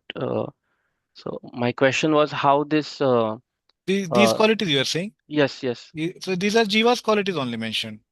The Jiva is called Brahman Okay, because it is endowed with the eight okay. great So, qualities. Prabhuji, the question will be this Satya Sankalpa, Satya Kama, how uh, Baldev Vidyabhushan ji explained those qualities developed in Jiva. Because when we heard of creation, we heard that Satya Sankalpa thing. Creation. Yes. Okay. Yeah, it's not explained here. Okay, that how these qualities are not explained. It is quoted here. Why? Because the shloka Krishna is saying that Jiva is also Brahma and he can obtain nectar, Amrita, Ashnute. Okay, by Okay. knowing, by having this knowledge of this, by having this knowledge basically. So he will attain Amrita, nectar. Okay, so that knowledge is being told now, or which was explained from 8 to 12 also. But it is not Okay. explained here in this purport that how Okay. he is Satya Sankalpa. Okay, but which part is that here? Whose every desire is truth. This is Satya Sankalpa. And whose every desire is fulfilled. Uh, no, sorry. Yeah, Satya Satyakama. Kama. Yeah, Satyakama. That is this part. Desire is fulfilled. And Satya Sankalpa is desire is truth. Yeah, so that is not explained here. Yeah. Okay, Prabhuji. But I mean, I had that. How he is Yes. this. Yeah, Satya Sankalpa. Because last time I heard these terms, it's Yeah, yeah, regarding I to, remember the yes, context what you are saying. yes. Okay, I did not explain, maybe whoever else, but in the context of creation, which you are saying, or even other pastimes also, even Damodar Lila, all this Satya Sankalpa comes that just by his desire of not getting bound, his Satya Sankalpa Sakti actually made it impossible for Mother Yashoda to bind him. Okay. So later, obviously, he was bound coming under the love of Mother Yashoda, like that, Okay. because Mother Yashoda's love is higher than the Satya Sankalpa Shakti of Krishna. So that's why he got bound. That is explained by Vishwanath Chakravarti Thakur. But here in this context, what it means, you are saying about the Jiva, his Yes, desire is truth, and yes. whose every desire is fulfilled. Yeah, it is in the context of what is in his limit, like his desire, what Okay. is under his desirance. His desire will be fulfilled, like we discussed about the desiring doer, right? So there is one thing desire, another thing is deserve. So if it is under his, like we can say uh, the range of his fulfillment, his deservance, then that desire will be fulfilled. But it's not every desire will be fulfilled, but it can be understood if it is the desire of a liberated jiva. Okay, then he has in Yeah. minute quality the desire of Krishna also. Okay, and even like here, desire is truth. Like even we can see in the past tense of Srila Prabhupada. Okay, so many times he would desire only something and it will be fulfilled. Okay, even in Bhaktivedanta Thakur's pastimes we can see. Okay, how he just wanted that English language to be preached and devotional service in English Hmm. language to be preached in other world. So their desires, because they have completely aligned with the Satya Sankalpa Lord, so their desires Hmm. are also fulfilled by Satya Sankalpa Krishna only, like that. So, but they are still Anu. They are not Vibhu. Okay, they are not equal to Krishna. So Krishna's any desire and every desire is automatically fulfilled. Similarly, those who are aligned with Krishna, liberated jivas, they also imbibe these qualities to a bindu bindu taya bhati. It's said in the Bhakti Sam Sindhu while explaining the 64 qualities of Krishna. Rupa Goswami says that even jivas have this, but in what quantity? Bindu bindu taya bhati, like that he says. So in that Okay. regard. Okay. Yes, Prabhuji, understood. Yes. Yeah. Yes. Thank you. Okay. So let's go to the next shloka. So continuing with the game. Okay. That the object of knowledge, and this is super soul part. Krishna is explaining. Okay, that is the object of the knowledge of the jiva.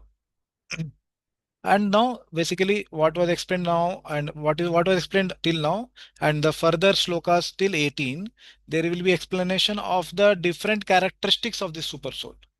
Okay, so different characteristics will be explained in the way of contradictions. Okay, how these, and generally each sloka will have three pairs of contradictions. Let's see. So sarvendriya gunabhasam, sarvendriya vivarjitam, asaktam sarvabrihachaiva, nirgunam guna bhoktricha. Okay, somebody else can read now. Yes, Amit too. Hare Krishna. Would you like to read? Hare Krishna, Prabhuji, thank Yeah, God. welcome. Hare Krishna. I was looking Sorry, for Prabhuji, you. yeah. Thank you so Yeah. much, Prabhuji. Sorry, I'll be watching all the recordings. Okay, okay, okay. Are we going online? In line?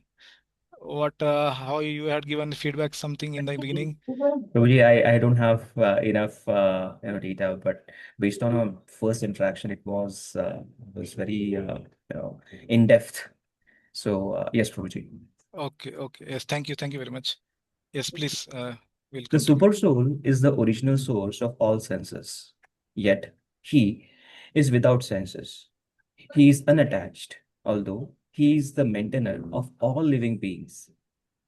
He transcends the modes of nature, and at the same time, he is the master of all the modes of material nature. Yeah, thank you. So now Krishna is explaining about the nature of the super soul. Okay. So as I said, till 18, these things will be continuing and there will be contradictory qualities mentioned. So what is the first part of it? Sarve Indriya Guna Bhasam. So how Prabhupada has translated this as Guna Abhasam is the qualities and he is the original source of them. Okay. So Sarva Indriya, all senses. The super soul is the original source of all senses. Okay. So this is 1A. Okay. Let's also mark here 1A. This is first one. And then what he is saying now, Sarva Indriya Vivarjitam. At the same time, he is Vivarjita, Asaktam. He is without attachment. Okay. So he is saying he is without senses. Sarva Indriya Vivarjitam. So this is one. Let's write this side. 1B. So even though he is source of all the senses, he is without senses. Obviously, we will see in the purport, Prabhupada will say it is about not having material senses. Okay, this is 1B. So this is a contradiction of the first one. Then second, A, he is asaktam, that is without attachment. But at the same time, sarva brihachaiva, he is maintainer of everyone. So that is 2B. So it's very difficult. We don't find such thing in metal world actually. That somebody who is maintaining something, but he is not attached to it. And at the same time, it's very difficult to find also somebody who is attached to something, but doesn't maintain it or doesn't think about it, doesn't have any interaction with it. It's very difficult to find these things. But it is here mentioned about Krishna or super soul in the form of expansion of Krishna is having these qualities. That is asaktam, at the same time sarva brihat shaiva. So I would request devotees to keep these terminologies in mind as we read the purport. These terminologies will be coming, and I will ask and request you to tell which terminology Prabhupada is explaining. Now third, A, Nirgunam. So here he is saying without material qualities, but at the same time, Guna Bhoktricha. He is also master of the Guna. Okay, so this is 3B. So you can see three contradictions here of the super soul, the three characteristics, and basically six are there, but three contradictory pairs. Okay, let's see the purport now. Yes, Prabhuji, please read. The Supreme Lord, although the source of all senses of the living entities, does not have material senses like they have.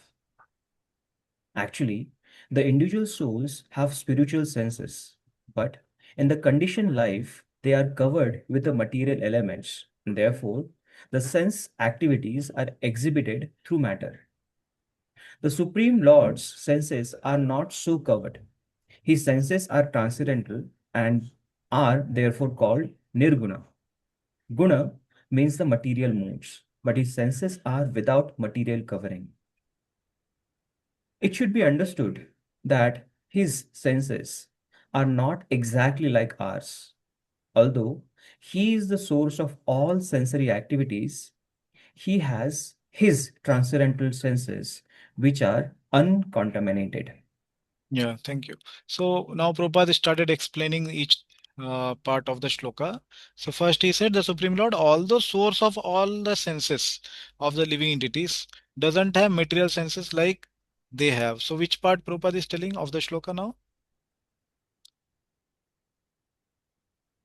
The Which one he said here? Sarva Indriya Guna Bhasham. Yeah, like that. That was explained here.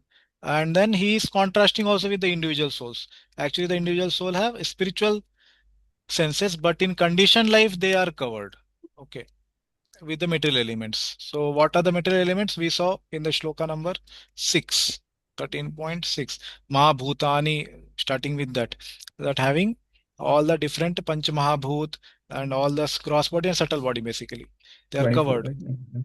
Therefore, the sense activities are exhibited through matter. Okay. And the Supreme Lord's senses are not so covered. So where is it mentioned in the shloka? Sarvendriya Vivarjitam.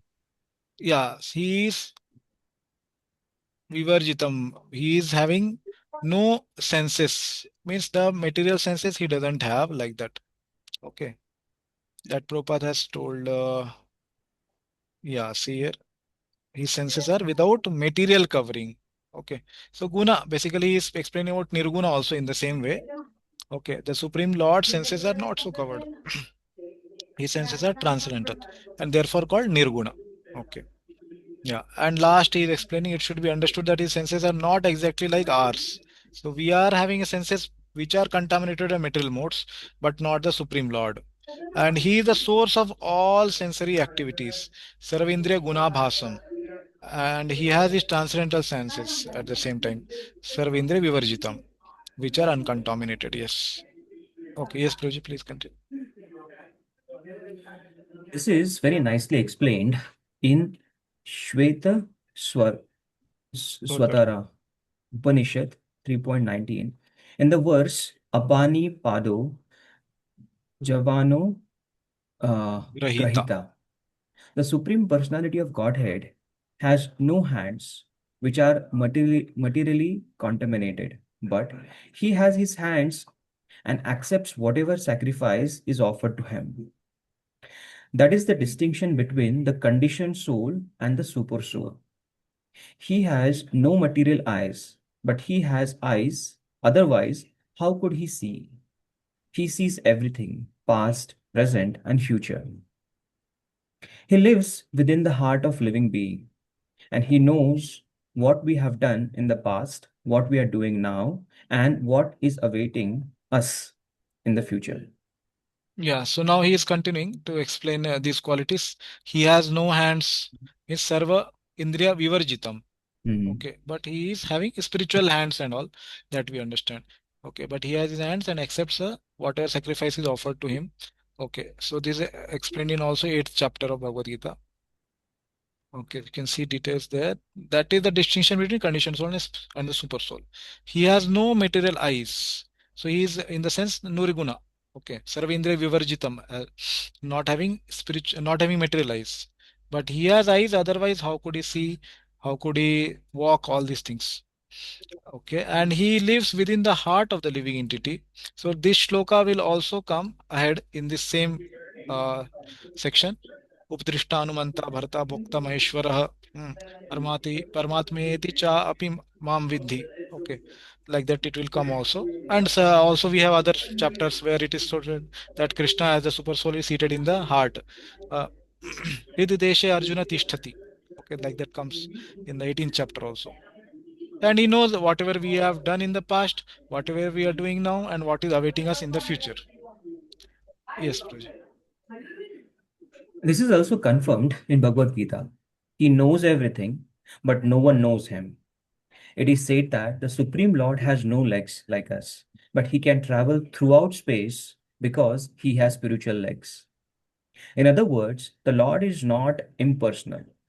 He has his eyes, legs, hands, and everything else. And because we are part and parcel of the Supreme Lord, we also have these things.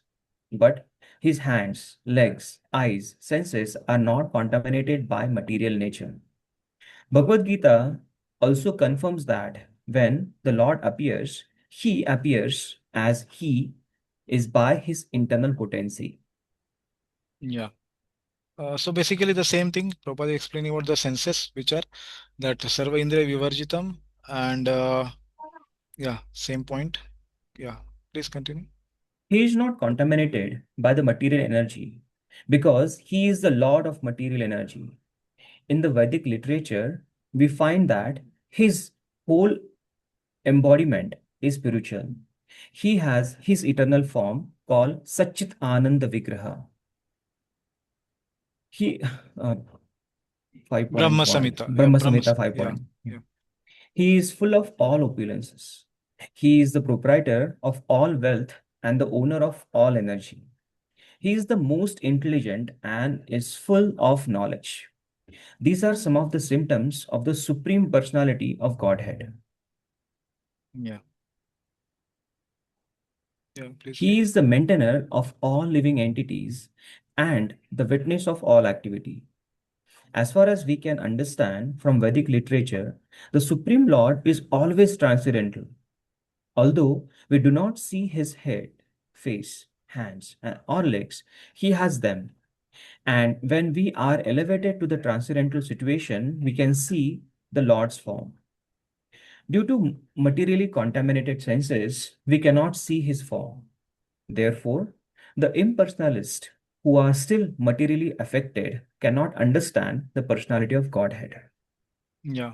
So now Prabhupada is explaining about he is maintainer of living all living entities. So can somebody tell where is it mentioned in the shloka as a maintainer of all living entities? Sarvavracha. Sarva Brihat Chaiva. Vracha. Correct. Sarva Brihat Chaiva. Correct. And where is it mentioned witness of all activities?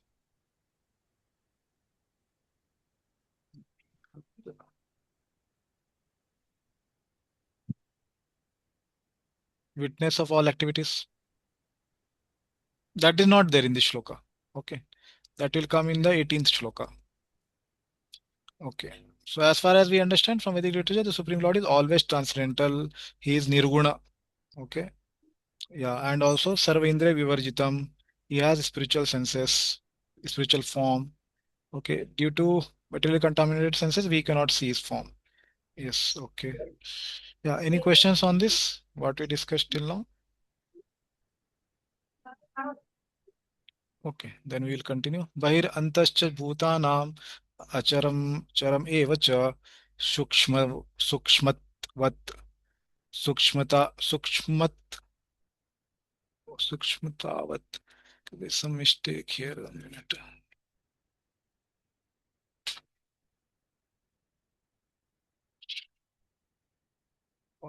Okay, सूक्ष्मत्वात्. Okay, सूक्ष्मत्वात्. Okay, त्वात्. तद अविज्ञेयं दूरस्थं च अन्तिके च तत्. Yeah. Okay, somebody else can read. Yeah, Chaitanya Prabhu, would you like to read translation? Yes, Prabhu. The supreme truth exists outside and inside of all living beings, the moving and the non moving. Because he is subtle, he is beyond the power of the material senses to see or to know. Although far, far away, he is also near to all. Yeah. The similar verse we have in Upanishad also. I hope all of you remember reading in the Upanishad. Tad dure tadantike. Correct. Tannejati tannejati. He is outside, he is inside, he walks, he doesn't walk, like that. So here similar contradictory qualities are mentioned. So again, this is part of the Gayam, and in the part of Gayam, this is super soul explained. Okay, that is the object of the knowledge. Super soul is being explained. So what are the things? Three contradictory things again here. Bahi, outside, antah, cha bhutanam. So the supreme truth or the super soul exists outside and inside of all living beings. Andantarastha, correct. He is there in the in the Brahmanda also, in the all the atoms also. Cha antarastha, also in between the atoms. Okay, like that. So he is inside and he is outside both. Bahir antascha bhutana, all the living entities. That is 1 and 1b. Then acharam as well as charam. So he is not moving as well as moving. Okay, and then sukshmatvat. Yeah. So sukshmatma, it is the quality of being subtle. Okay, on account of being subtle. Yes. So what happens because of that? So because he is subtle, he is beyond the power of the material senses to see or know. So because of this quality, sukshmatva, like we have yeah, basically any quality that twa prefix is added. So there he is saying tad avigyayam. Because of being sukshmatva, he is avigyayam. He is impossible to be known completely. Impossible to be known fully. Okay. To some extent we can know. Okay. And then he is saying, where is it? Yeah, because he is subtle, he is beyond the power of the material senses to see or know. But premanjana churita bhakti vilochanena. But at the same time, with the spiritual senses, spiritual eyes, one can realize or see the Lord also. Okay. Durastham cha antike cha tat.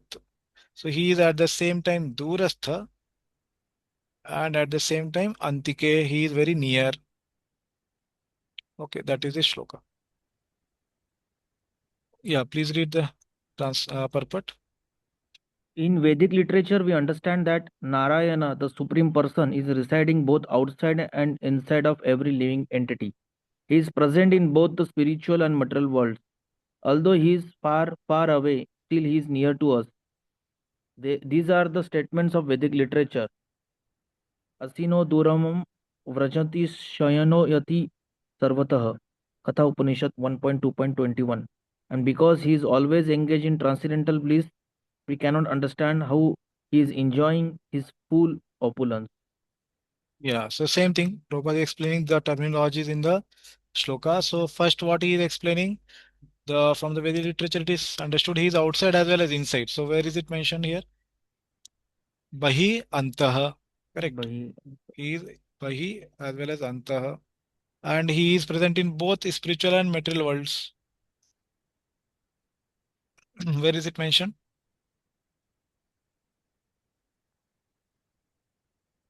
Not directly mentioned. We can say Durastha and Antike, that he is far at the same time he is near. Okay, from our perspective. Or we can say also from outside and inside. He is outside the spiritual world as well as inside the spiritual world. Although he is far, Dure, far, far away, still near Antike. Okay, so and then Prabhupada is quoting one Shruti. Okay.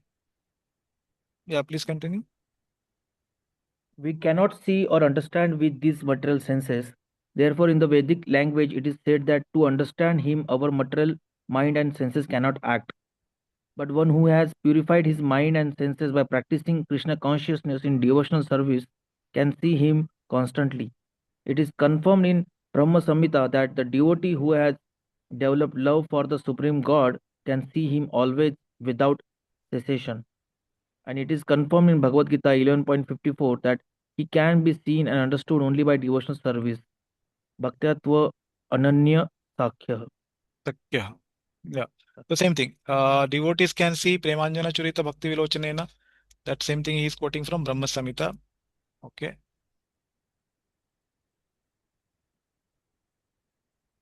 Okay, let's go to the next shloka. 17th. Avibhaktam cha bhuteshu vibhaktam iva cha sthitam bhuta bhartri cha tat geyam grashishnu prava vishnu cha. Okay, somebody else can read. Sulalita Gopi Mataji, would you like to read? Yes, Prabhuji. Hare Krishna, Prabhuji. Hare Krishna. Although the super soul appears to be divided among all beings, he is never divided. He is situated as one. Although he is the maintainer of every living entity, it is to be understood that he devours and develops all. Yeah, thank you. So here again that topic of Gayam is continuing of the super soul, and then now he is again speaking of the transcendental contradictory qualities. What are they? Although the super soul appears to be divided among all beings, he is never divided. Or vibhaktam. Vibhakta means vibhakti. That means to separate something. Okay. Avibhakta means to not separate something without division. Avibhaktam cha bhuteshu vibhaktam. At the same time, he is vibhakta. He is divided into the hearts of all living entities like that. So these are two contradictory qualities. Now, cha sthitam. And then he is saying he is situated as one. Although he is the maintainer of every living entity, it is to be understood that he devours and develops all. Okay. So here he is saying Bhuta Bhartri cha Tat Geyam. Okay. He is to be known. Geyam. That's what is the topic going on. The Geyam. Okay. So what he is saying? Bhuta Bhartri, the maintainer of all living entities. At the same time, he is Grasishnu. He is devourer. And at the same time, he is Prabha Vishnu, developer of all of them. Okay. So he is saying that he is having these qualities. What are they? So here, first one is although the super soul appears to be divided among all beings, he is never divided or vibhaktam. He is situated as one. Although he is the maintainer of every living entity, it is to be understood that he devours and develops all. Okay. So here we have two Grasishnu and Prabha Vishnu, that is the developer or maintainer. So earlier also Bhutabhrit, that word had come similar in the sense of maintainer. Okay. So these are the qualities of the super soul. Yeah, please read the purport. Yes, Prabhuji. The Lord is situated in everyone's heart as the super soul. Does this mean that he has become divided? No, actually, he is one. The example is given of the sun. The sun at the meridian is situated in its place. But if one goes for 5,000 miles in all directions and asks, "Where is the sun?" everyone will say that it is shining on his head. In the Vedic literature, this example is given to show that although he is undivided, he is situated as if divided. Also, it is said in Vedic literature that one Vishnu is present everywhere by his omnipotence, just as the sun appears in many places to many persons. Yeah, so Prabhupada is explaining this concept of avibhaktam as well as vibhaktam. So even though he is super soul in the heart of every living entity, he is not divided. Example, he is explained through the example of the sun. So wherever we may go, we may see the sun is actually on the head only, on our head. But that doesn't mean that sun has got divided into so many pieces. Yeah, continue. And the Supreme Lord, although the maintainer of every living entity, devours everything at the time of annihilation. This was confirmed in the 11th chapter when the Lord said that he had come to devour all the warriors assembled at Kurukshetra. He also mentioned that in the form of time he devours all also. He is the annihilator and the killer of all. When there is creation, he develops all from their original state, and at the time of annihilation, he devours them. Yeah, so now he is explaining that part, Grashishnu, and at the same time Prabha Vishnu. So he is the devourer as well as the developer or the maintainer. Okay. Yeah. Continue. The Vedic hymns confirm the fact that he is the origin of all living entity and the rest of all. After creation, everything rests in his omnipotence, and after annihilation, everything again returns to rest in him. These are the confirmation of Vedic hymns. Yado va imani bhutani jayante yena jatani jivanti yat prayantya samvishanti tat brahma tat vijina sashvat. Yeah. So now here Prabhupada is saying that the Vedic hymns confirm, and he has quoted one Shruti Taittiriya Upanishad. Basically, Baldev Vidyabhushan also quotes, so Prabhupada has taken from there. So he is saying about after creation, everything rests in his omnipotence, and after annihilation, everything again returns to rest in him. So Grashishnu Prabhu Vishnu Sarva Bhrit. So he is the maintainer of all. Okay, in whatever state they may be, in the destruction state or in the creation state or in the maintenance. He or his energies take care. And then he is quoting Yatova Imani Bhutani Jayante. So from whom all the living entities, all the Bhutanis Jayante, they come. And Yena Jatani Jivanti, on whom all the subsistence of the living entities have.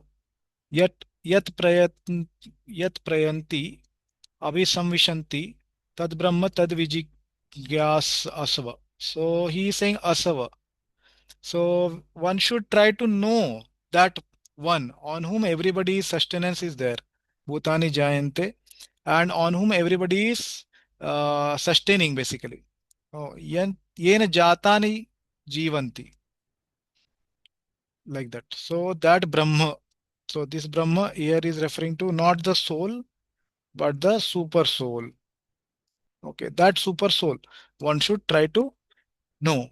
Vijigya. Okay, that purport is still here. Okay, and yes, 18th shloka.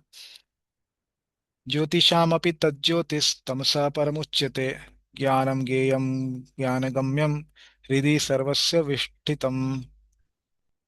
Okay. Hmm. Yeah. Santosh bro, can you read? Yes, Prabhuji. He is the source of light in all luminous objects. He is beyond the darkness of matter and is unmanifested. His knowledge is object of knowledge and he is the goal of knowledge. He is situated in everyone's heart.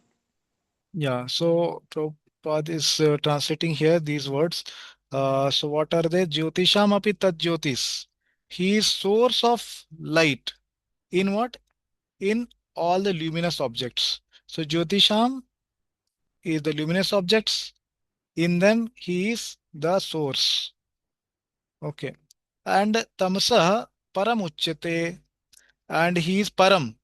Means above or beyond or transcendental to what? Tamasaha is beyond that. Okay, so this is the second quality, tamsa paramuchyate. Okay, first is jyotishamapi tad jyoti. He is the light of all the luminous objects, and then he is beyond the tamasa. And then he is also jnanam. He is geyam, object of knowledge. He is knowledge. He is object of knowledge. Jnana gamyam also means the purpose for which one is attaining the knowledge, that is also he to be approached, like Prabhupada is translating, to be approached by the knowledge. That what is going to be attained by knowledge is called Jnana Gamyam.